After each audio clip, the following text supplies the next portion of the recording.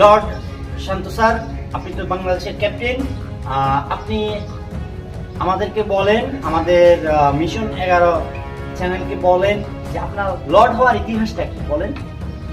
আমার লর্ড হওয়ার ইতিহাস বলতে আমি যে ব্যাখ্যা করে নিজে নিজে পাইছি যে নাজমুল হাসান পাপন দাস সাথে আমার নামের কিঞ্চিত মিল আছে, যার কারণে স্যার চাইলেও আমার বাদ দিতে পারে না। আমি যতই খারাপ খেলি স্যার প্রথমে বলে বাহ বাহ, আরেকটু ব্যাট ঘুরাইলে কিন্তু ছেলেটা মারতে পারতো ছয়, যার কারণে ক্যাচ হয়ে গেছে। এই সূত্রে আমারে স্যার কখনোই বাদ দেয় না, একদম নামের মহব্বত আছে আমাদের, এটাই হচ্ছে আমার লর্ড। ঠিক আছে স্যার, ঠিক আছে স্যার, তাহলে আপনি তো বাংলাদেশের ক্যাপ্টেন, অনেক ভালো ক্যাপ্টেন্সি দিতেছেন দেখতেছি। সেটার নমুনা হচ্ছে অবশ্যই যে ইউএস এর সাথে কয়েক মাস হয়ে আসছে। আপনি কি বললেন?